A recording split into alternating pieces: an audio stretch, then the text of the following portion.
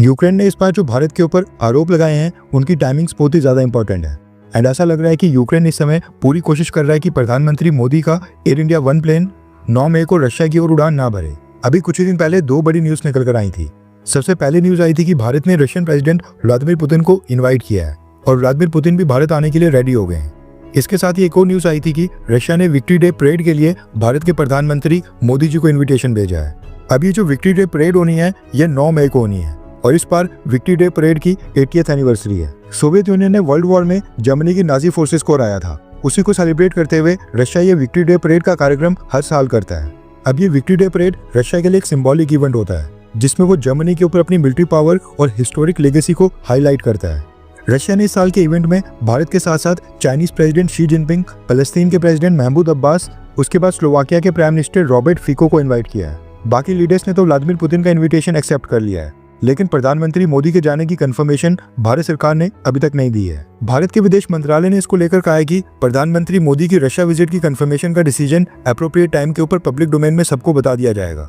अब तो 1 महीने से भी कम का समय रह गया है, लेकिन अनाउंसमेंट अभी तक नहीं हुई है। वहीं पर कुछ रिपोर्ट्स ऐसी भी आ रही हैं जिनमें क्लेम किया जा रहा है कि प्रधानमंत्री मोदी अपनी जगह भारत के रक्षा मंत्री राजनाथ सिंह जी को भेज सकते हैं। इसके साथ ही रशिया ने भारत से इंडियन आर्मी के कंटिजेंट को भी परेड में हिस्सा लेने के लिए इन्वाइट किया है। इसके ऊपर भी भारत ने अभी तक कंफर्मेशन नहीं दी है कि हम अपनी सेना के ट्रूप्स को वहां पर भेजेंगे या फिर नहीं। इस समय रशिया और यूक्रेन के बीच सीज फायर को लेकर टॉक्स चल रही हैं।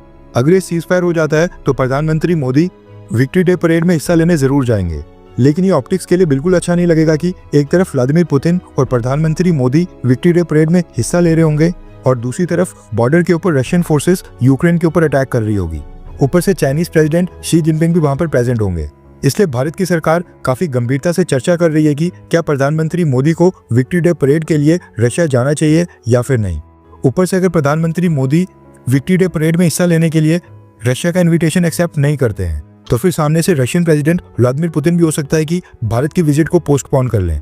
इसलिए अब ये सब कुछ काफी कॉम्प्लेक्स हो गया है। इस बीच क्या हुआ है कि यूक्रेन ने ऊपर भारत के ऊपर एक बड़ा आरोप लगाने की कोशिश की है और रशिया के वॉर क्राइम्स में भारत को भागीदार बनाने का प्रयास किया है। डोनाल्ड ट्रंप के प्रेसिडेंट बनने के बाद सबका ध्यान टैरिफ्स और चाइना के ऊपर चले गया है, लेकिन साइड के ऊपर रशिया और यूक्रेन अभी भी उतनी इंटेंसिटी के साथ लड़ रहे हैं जितना वो पहले लड़ते थे और ड्रोन्स, मिसाइल्स, फाइटर जेट्स सब कुछ इस्तेमाल किए जा रहे हैं। अब एक ऐसा ही रशिया का एक ड्रोन यूक्रेन की ग्राउंड फोर्सेस ने कैप्चर कर लिया है।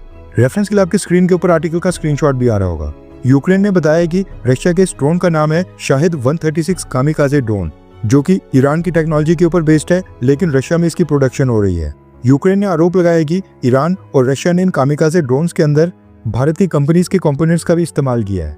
यूक्रेन ने दावा किया है कि इन ड्रोन्स के अंदर फिट होने वाले क्लॉक बफर्स भारत की एक कंपनी औरा सेमीकंडक्टर ने सप्लाई किए हैं। वैसे जिनको नहीं पता उनकी जानकारी के लिए बता दूं कि क्लॉक बफर किसी भी वेपन में एक बहुत ही इंपॉर्टेंट कंपोनेंट होता है। ड्रोन्स के अंदर क्लॉक बफर एक छोटी सी चिप होती है जो टाइम सिग्नल्स को ड्रोन के बाकी सभी पार्ट्स तक सिंक्रोनाइजेशन में पहुंचाती है। ड्रोन्स पे फिट होने वाले जीपीएस, कैमरा और नेविगेशन कम्युनिकेशन सेंसर्स सबको एक दूसरे के साथ सिंक होकर काम करना होता है एंड अगर इन सबका टाइम मैच ना हो तो कोई भी ड्रोन गलत डायरेक्शन में जा सकता है या फिर सिग्नल की प्रॉब्लम हो सकती है। क्लॉक बफर सभी सिस्टम को एक दूसरे के साथ सिंक्रोनाइजेशन में रखता है और ये इंश्योर करता है कि सभी कंपोनेंट्स को टाइम के ऊपर प्रॉपर सिग्नल्स मिले। आजकल के एडवांस ड्रोन्स के अंदर क्लॉक बफर हमेशा ही प्रेजेंट होता है और यूक्रेन का कहना है कि रशिया के ड्रोन्स के अंदर भारत के क्लॉक बफर्स प्रेजेंट हैं। यूक्रेन का कहना है कि उन्होंने 6 से 7 तरह के रशियन वेपन्स को कैप्चर करने के बाद उनको इंस्पेक्ट किया है, लेकिन ऐसा पहली बार हुआ है कि भारत की किसी कंपनी का कोई पार्ट रशियन ड्रोन्स के अंदर मिला है। इससे पहले चाइनीज या फिर अमेरिकन कंपनीज के कंपोनेंट्स और पार्ट्स रशियन वेपन्स के अंदर मिलते थे।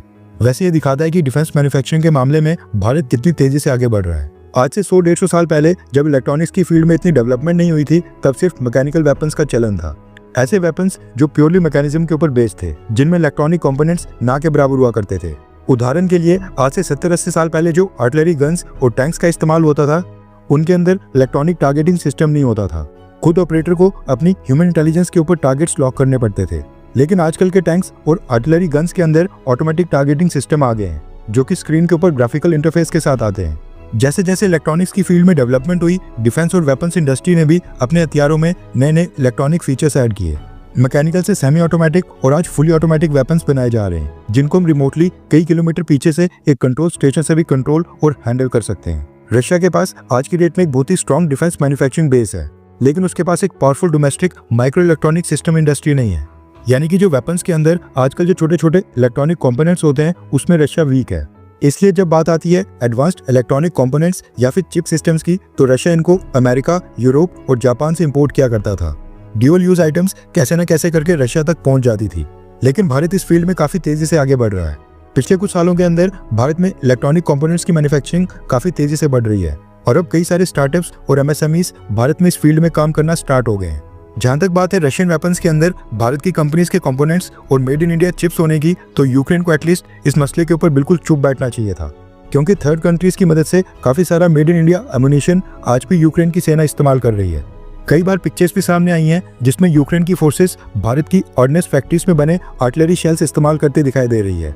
और आज भी यूके, जर्मनी या फिर कोई थर्ड कंट्री भारत से एमुनिशन परचेज करके यूक्रेन की सेना को सप्लाई कर रही होगी, और ये भारत की न्यूट्रलिटी को ही दिखाता है। हम बस बिजनेस कर रहे हैं। यूक्रेन के लिए रशिया गलत होगा और रशियंस के लिए यूक्रेनियन गलत होंगे। इसलिए रशियन ड्रोन्स में भारतीय कंपनी के पार्ट्स प्रेजेंट होने पर यूक्रेन का विरोध करना यहाँ पर बनता नहीं था। असली मुद्दा ये है कि यूक्रेन भारत के ऊपर ये प्रेशर बनाना चाहता है ताकि प्रधानमंत्री मोदी अपनी रशिया की यात्रा को कैंसिल कर लें। 9 मई को होने वाली विक्ट्री डे परेड रशिया के लिए काफी एक सिंबॉलिक और स्ट्रेटेजिक इवेंट है, जहाँ पर व्लादिमीर पुतिन चाहते हैं कि भारत के प्रधानमंत्री मोदी जी और चाइना के प्रेसिडेंट शी जिनपिंग, ये तीनों ही लीडर एक स्टेज के ऊपर उनके साथ खड़े हों। अगर प्रधानमंत्री मोदी उस इवेंट में शामिल होते हैं तो वो एक डिप्लोमेटिक मैसेज बन जाता है और पूरी दुनिया को संदेश देता है कि यूक्रेन, अमेरिका, नाटो और वेस्टर्न कंट्रीज के प्रेशर के बावजूद प्रधानमंत्री Modi Russian president Vladimir Putin के साथ खड़े हैं और रशिया को सपोर्ट कर रहे हैं। अगर भारत के प्रधानमंत्री Modi ji victory day parade के लिए रशिया जाते हैं तो वो सब इमेजेस ग्लोबली सर्कुलेट होंगी। यूक्रेन इसी सिंबॉलिक इमेज को तोड़ना चाहता है, इसलिए वो इन ड्रोन्स के कंपोनेंट्स की हवा बनाकर भारत की न्यूट्रल इमेज को टारगेट करने की कोशिश कर रहा है। यूक्रेन का ये आरोप भारत को रशिया से दूर करने का एक डेस्परेट डिप्लोमेटिक अटेम्प्ट है। लेकिन इस समय हमारे लिए सबसे इंपॉर्टेंट है विक्ट्री डे परेड के लिए प्रधानमंत्री मोदी की रशिया की यात्रा। अब क्योंकि 9 मई को वहां पर चाइनीज प्रेसिडेंट शी जिनपिंग भी प्रेजेंट होंगे, इसलिए आपको क्या लगता है कि क्या प्रधानमंत्री मोदी को रशिया जाना चाहिए, हाँ या फिर ना? पहले रशिया और यूक्रेन के बीच एक सीजफायर का वेट करना चाहिए। नीचे कमेंट करके अपनी राय जरूर बताएं। हर 24 घंटे के अंदर जियोपॉलिटिक्स में बड़े फेरबदलाव और उलटफेर हो रहे हैं और भारत के लिए नए चैलेंजेस आ रहे हैं।